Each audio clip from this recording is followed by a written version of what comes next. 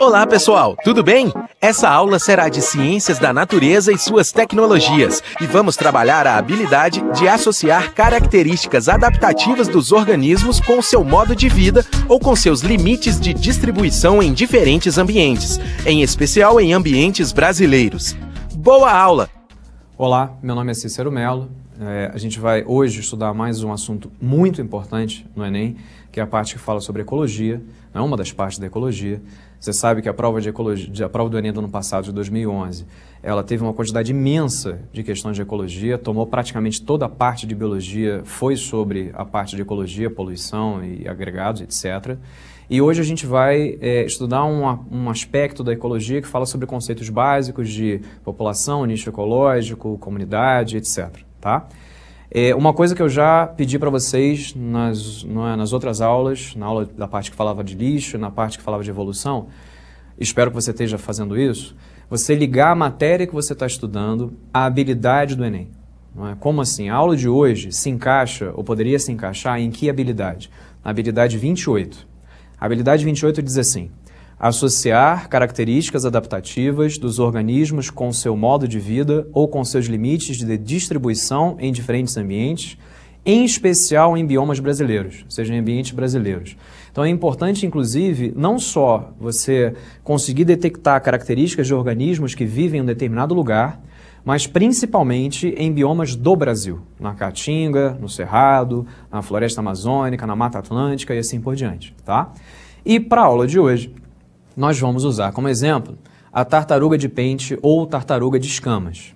A gente vai estudar um pouco sobre o habitat dela, sobre o nicho ecológico dela, mas antes da gente estudar sobre o habitat especificamente da tartaruga, vamos passar por uns conceitos gerais que se aplicam à tartaruga de pente e a outros animais, obviamente.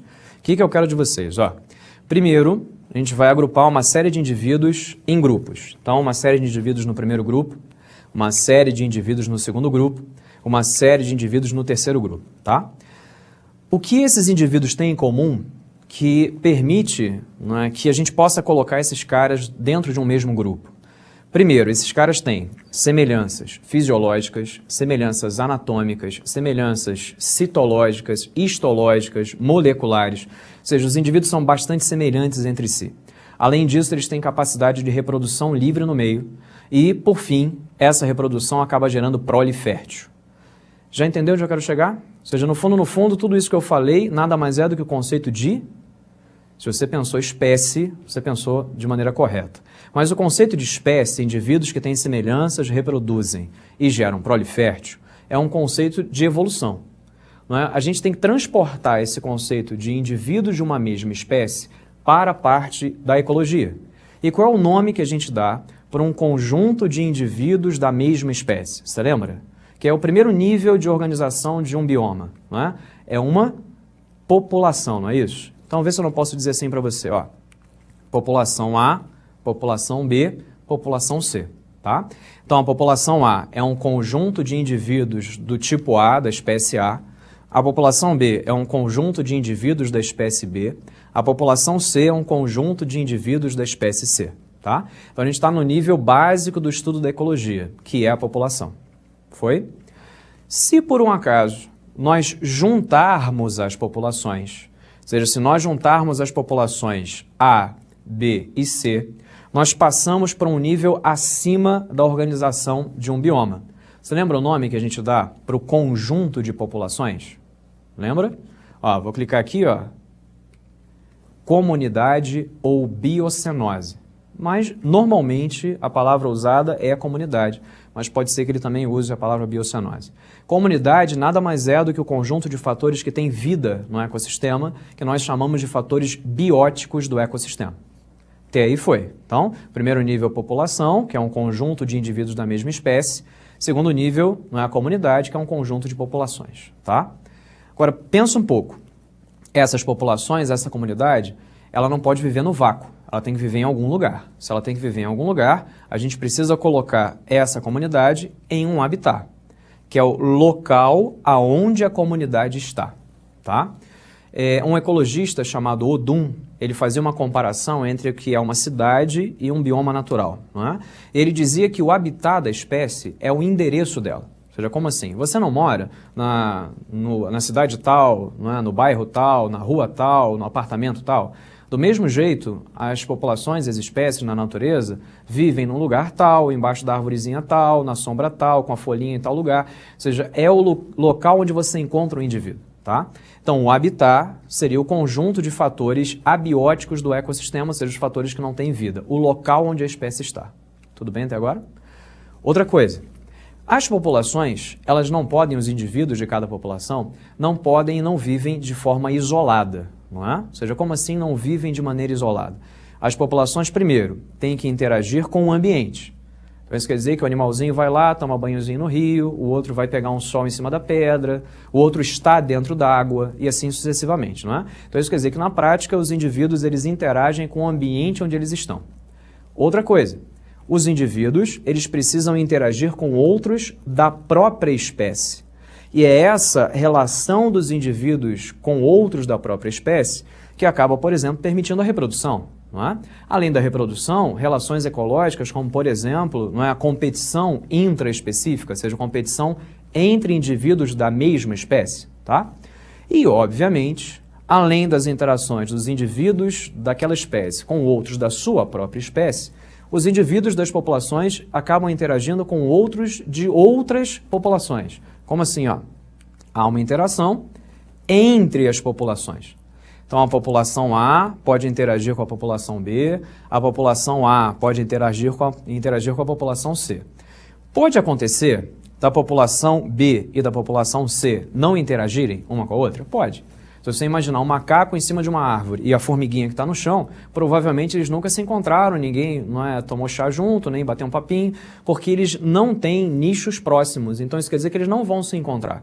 Isso quer dizer que não há relação entre eles. Mas é muito provável que a formiga tenha uma relação ecológica, não é? Uma interação com uma outra população, que vai ter uma interação com outra população, até você chegar no macaco que está em cima da árvore. Tá? Há um nome para essa ausência de relações ecológicas entre os indivíduos, que é neutralismo. Ao invés de você estudar as relações ecológicas pelos nomes das relações ecológicas, estude as relações ecológicas pelos sinais que elas trazem. Então, relações ecológicas que são positivo-positivo, só existem duas, que é, não é, a protocooperação e o mutualismo. Você já matou várias outras, então você só precisa saber a distinção entre elas. Relações ecológicas positivas, não é, para um indivíduo e relações neutras para outro indivíduo. Essas relações podem ser ou um inquilinismo, ou um comensalismo, ou uma forésia. Então, olhe as relações ecológicas, estuda as relações ecológicas através dos sinais, ou seja, das características da relação ecológica, tá? Mas voltando, que a gente estava aprendendo, qual é o nome que a gente dá para esse conjunto de interações? Ou seja, qual é o nome que a gente dá para as interações do indivíduo com o ambiente, do indivíduo com outros da sua espécie e do indivíduo com outros indivíduos de outras espécies? Você lembra? Ou seja, o somatório disso tudo é nicho ecológico. É dentro do nicho ecológico que aparece, por exemplo, o alimento, não é, de um determinado animal. É dentro do nicho ecológico que aparece o local de reprodução daquele animal. Você nunca teve que fazer um trabalho lá no ensino fundamental, não é, quando você estava no ensino fundamental? Você nunca teve que escolher um bichinho, não é? A tia lá do fundamental pediu para você escolher um bichinho e descrever o dia a dia desse bichinho? Ah, eu escolhi o urso. O urso acorda a tal hora. O urso come tal coisa. Não é? O urso dorme em tal lugar. Ou seja, você nunca teve que fazer isso. Todas essas características que você teve que descrever desse bichinho que você escolheu fazem parte do nicho ecológico dessa espécie que você escolheu. Tá? Então, é o nicho ecológico que vai acabar, né, fazendo com que os indivíduos, por exemplo, entrem em competição. É o nicho ecológico que faz com que os indivíduos, não é, trabalhem em predatismo, ou seja, um seja predador do outro. Ou seja, o predatismo faz parte do nicho ecológico. Se, por um acaso, nós somamos o conjunto de fatores que tem vida, não é? Ou seja, o conjunto de fatores bióticos, a comunidade ou biocenose, com o habitat aonde essa comunidade está. E, além disso, não é, o nicho ecológico, as interações que existem entre os indivíduos, nós chegamos no conceito maior, que acaba sendo o estudo da ecologia, que é o ecossistema. Tá? Então, o nosso trabalho na parte de ecologia é justamente estudar o ecossistema.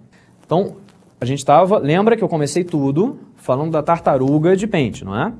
Eu te dei os conceitos genéricos e gerais, agora vamos jogar esses conceitos para a tartaruga, para você entender como é que funciona? Ó, digamos que que aquela população lá que eu te mostrei é a tartaruga de pente. A tartaruga de pente vai interagir com esponjas e com camarões que vivem no mesmo habitat que a tartaruga de pente. Então isso quer dizer que esses 3 grupos, essas 3 populações, eu coloquei esponjas como a população B e os camarões como a população C, formam a comunidade ou biocenose daquele local, tá? Então, entenderam a gradação desses caras? Tudo bem? Ou seja, entendeu que são populações e o conjunto deles forma uma comunidade? Ótimo. Agora vamos passar para os outros conceitos que a gente viu antes. Ó, qual é o habitat da tartaruga de pente? A tartaruga de pente ela vive no litoral norte da Bahia, Sergipe, no litoral sul do Rio Grande do Norte. Ah, mas eu tenho que decorar onde a tartaruga de pente vive? Não. Você tem que ter uma noção de que ela vive nessas regiões e você tem que saber trabalhar com o habitat. Saber que esse é o habitat daquela espécie, tá? Agora, nicho ecológico, lembra que eu falei para você sobre nicho ecológico? Ó, fazem parte do nicho ecológico as relações ecológicas que a tartaruga de pente trava com outros indivíduos, não é? Então, primeiro, as tartarugas de pente são predadores de esponjas, anêmonas, lulas e camarões, que estão dentro do habitat da tartaruga, e além disso, elas são predadas por aves marinhas, peixes, ciris e polvos.